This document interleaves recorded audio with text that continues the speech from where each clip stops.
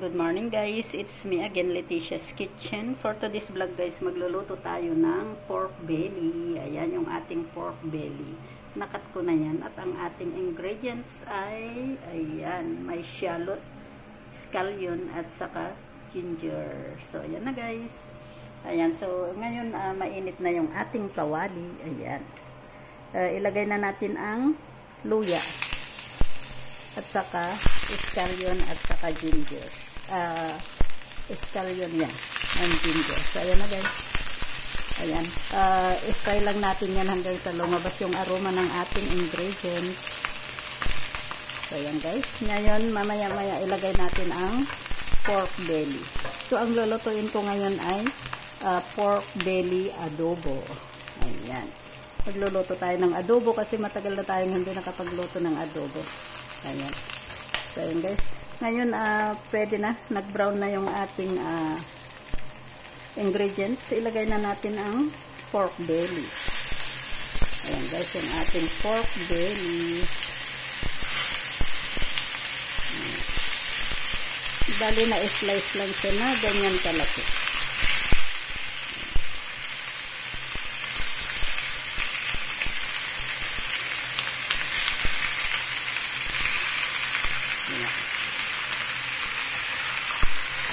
Tapos balik pa rin lang natin.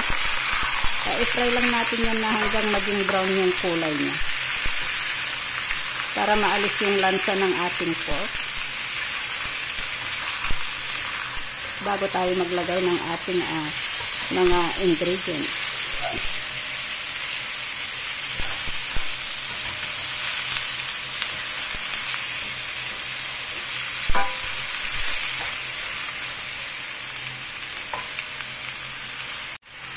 So ito na guys yung ating pork. Nagkaano na siya, nawala na yung pula. Yung kulay na pula na brown na siya guys. So ito na guys yung ating pork. Ayan. So ngayon ang unang ilalagay natin ay maglagay tayo ng sugar. Para i-caramelize muna natin yung sugar. Ayan. Ang ginamit kong sugar ay sugar na brown. So ayan guys. I-caramelize natin yan bago tayo maglagay ng soy sauce at saka water. Ayan lang.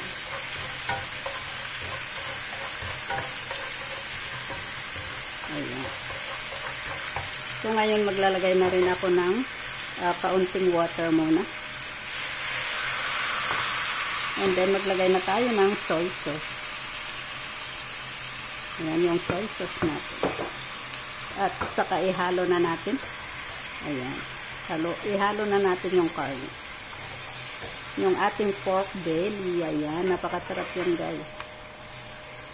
Ayan. At maglalagay din tayo dyan ng mga ingredients.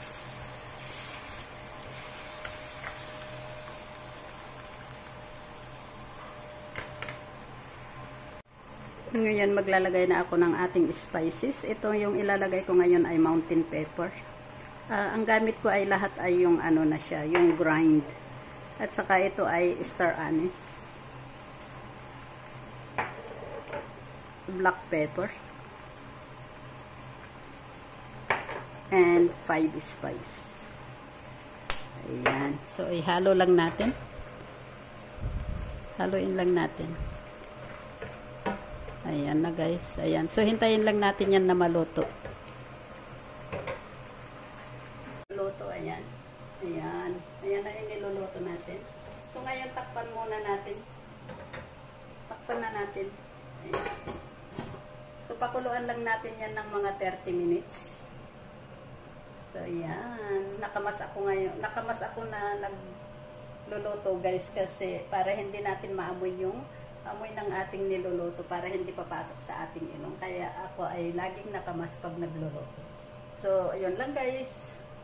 Hintayin natin hanggang sa maluto yung ating pork. Ito na guys yung ating adobo. Ayan. Luto na siya guys. Wow, ang sarap.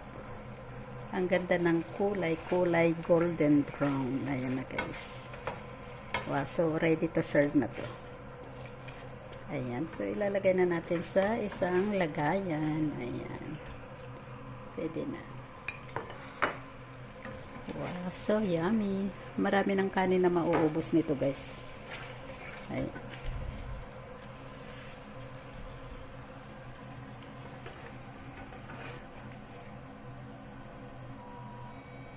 Wow.